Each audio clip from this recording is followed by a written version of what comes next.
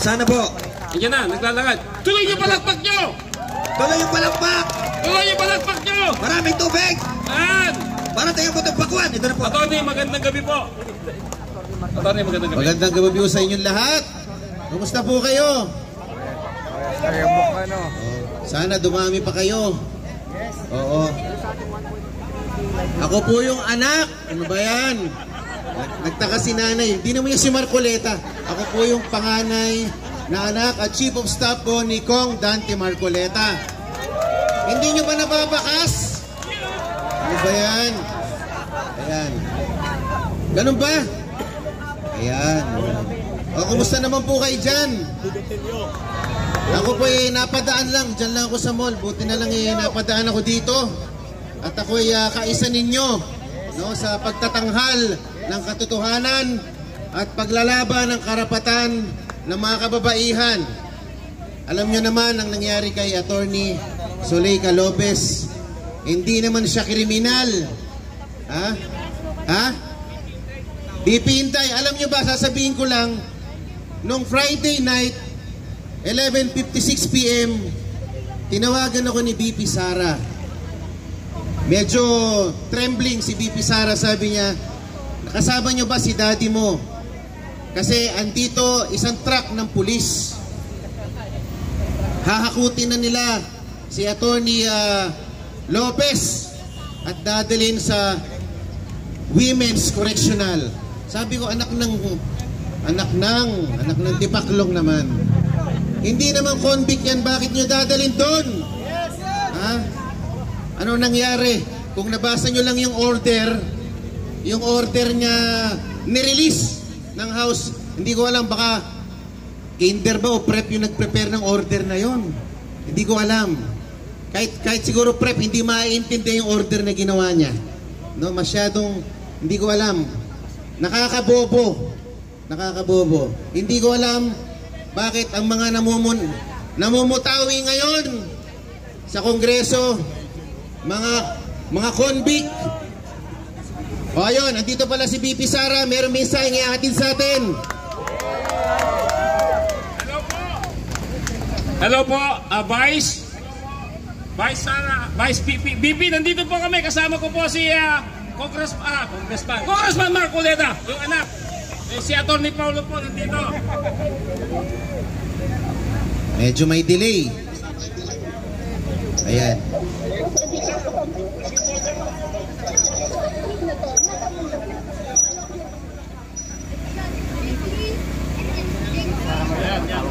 Dito po si Nilo. Angel. VP. Nandiyan. So, andito po yung mga tao ngayon. Andito rin ang si Attorney Paulo Marcoleta. Guys, online po nandito si VP and may mensahe po siya sa'yo, sa inyong lahat. Ayan, sa ating lahat. VP, take it away. Ayan. Duterte! Duterte! Duterte! Duterte! Duterte! Duterte! Ayan, pakinggan na po natin siya. VP. Sa aking mga kababayan, nandiyan po sa Veteran Center, online, social media, nagpapasalamat po ako sa inyong suporta sa akin. At nagpapasalamat po ako sa pagprotekta nyo. Una po kayo sa Zuleika Lopez. Sa lahat po ng mga first president at the vice president. Lalo na po bukas dahil meron na naman po hearing doon sa House of Representatives na Committee on Good Governance. Nagpapasalamat din po ang pamilya ng Zuleika Lopez. Lalo-lalo na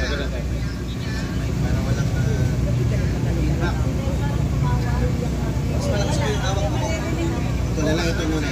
kanya. Alam po natin, malaki po yung trauma.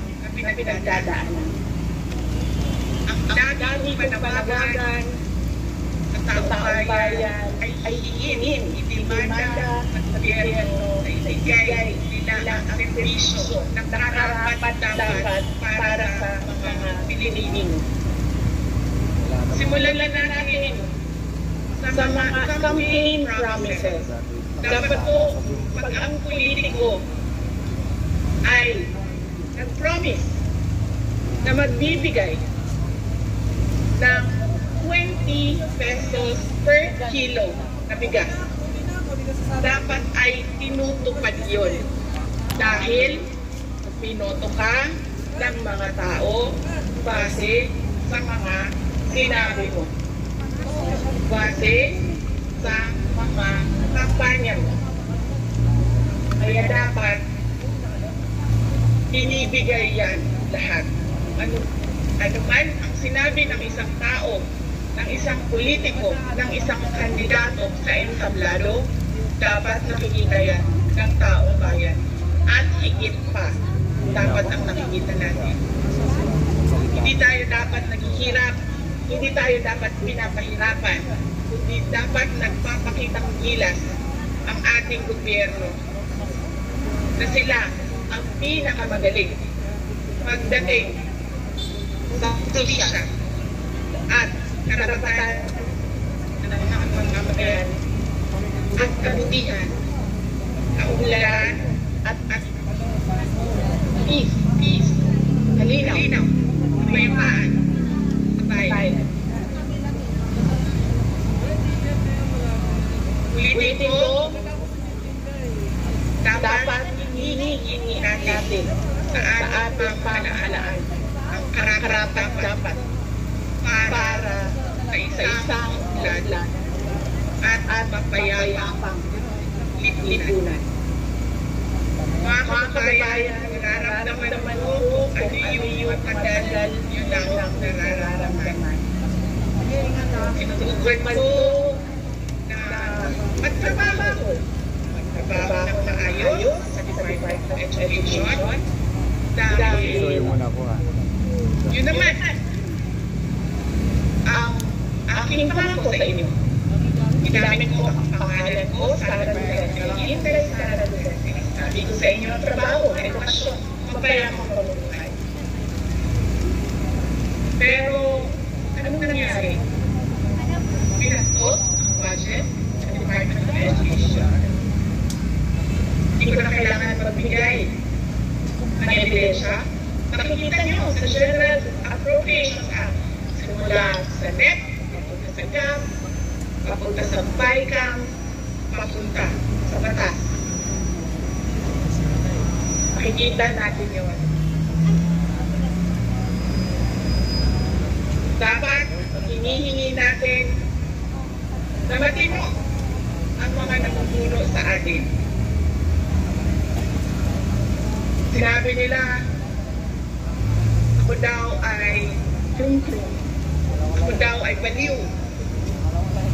Ako daw ay wala sa tamang pag-iisip. Ano bang sabi ko sa inyong lahat? Psychological test, kahit ano yan, neuropsychiatric test, kahit ano pang test ko yan. Gagawin ko yan. Dagdagan ko pa ng drug test. Pero dapat magpa-drug test ang lahat ng mga nagtatrabaho sa Office of the President.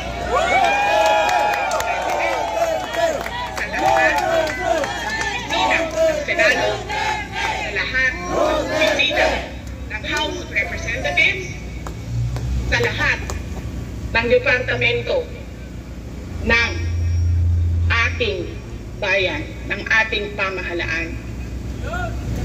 Diba? Ano pang test ang gusto niyong idagdag ko? Wala na kayong makuna sa akin. Pinagtatakpan ninyo ang mga kakulangan ng pamahalaan.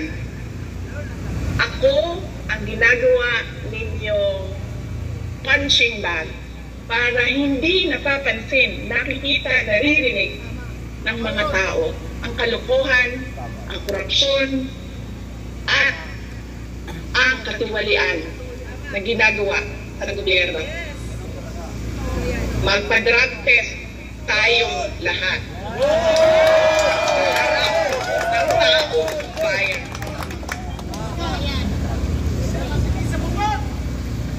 Dalawa lang yan, mga kababayan. Ibigay namin ang mga pangako namin sa inyo noong nangangampanya kami. At papakita namin sa inyo na matino kami. Magpapadrug test kami lahat. Simulan namin sa Office of the Vice President.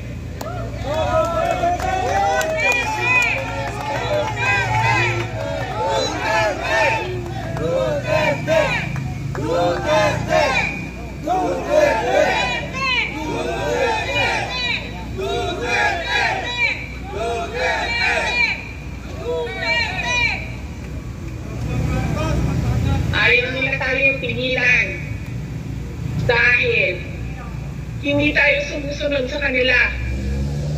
Hindi tayo nabibili ng pera. Ano pa ba ang kailangan ng isang taong sanay na sa hirap na wala na siyang ibang alam kundi ang maging mahirap dahil hindi niya nakikita ang hustisya mula sa gobyerno? Mabibili mo pa ba yan? Hindi na. Dahil ang tao sanay sa hirap. Mali yun. Maling yun.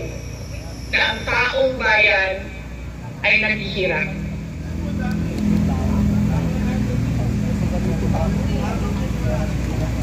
Mga kababayan, ulitin ko ang aking pagpapasalamat sa inyong suporta, sa inyong pagprotekta, at lalong-lalo na sa inyong pagmamahal. Nararamdaman ko yun. Mahal ko kayong lahat. Mahal ko itong bayan natin. Wala na po tayong ibang bayan. Hindi po tayo mga politiko at mga mayayaman na meron pong bahay kung saan-saan. Sa Australia, sa Singapore, sa Amerika, sa Spain, sa Europe, kung saan-saan ang mga bahay nila. Napakadali sa kanila na talikuran ang bayan. Pero tayo, saan tayo pupunta? Sa mga probinsya lang natin. Sa Samar, sa Leyte, sa Cebu, sa Bohol, sa Siquijor, sa Negros Oriental, sa Negros Occidental, sa Panay Island, sa Mindanao, sa Luzon. Doon lang tayo makakapunta, makakauwi kung magulo ang bayan. Pero ang mga mayayaman at mga politiko, iiwanan lang tayo. Kaya mga kababayan, paniguraduhin nyo na hinihingi ninyo sa gobyerno kung ano yung karapat-dapat para sa ating lahat. Hindi lang karapat-dapat para sa mga politiko at mayayaman. Nagpapasalamat po ako at paalala po ulit sa inyong lahat, peaceful assembly sa ilalim ng freedom of speech. Ang ating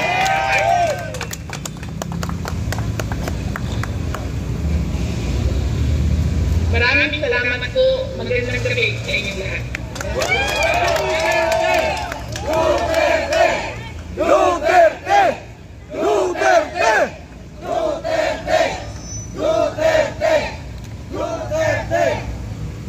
Mahal na mahal ka namin, VP. Maraming salamat, Vice President. Mabuhay ang Duterte! Mabuhay! Mabuhay ang Duterte! Duterte!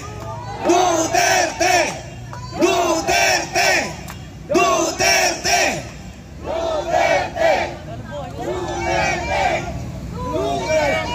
Okay, salamat po. At ngayon naman po, ibalik po natin sa isang maisog ng ating bansa ang representante at anak ni Attorney Dante Marcoleta. Palakpakan po muli natin.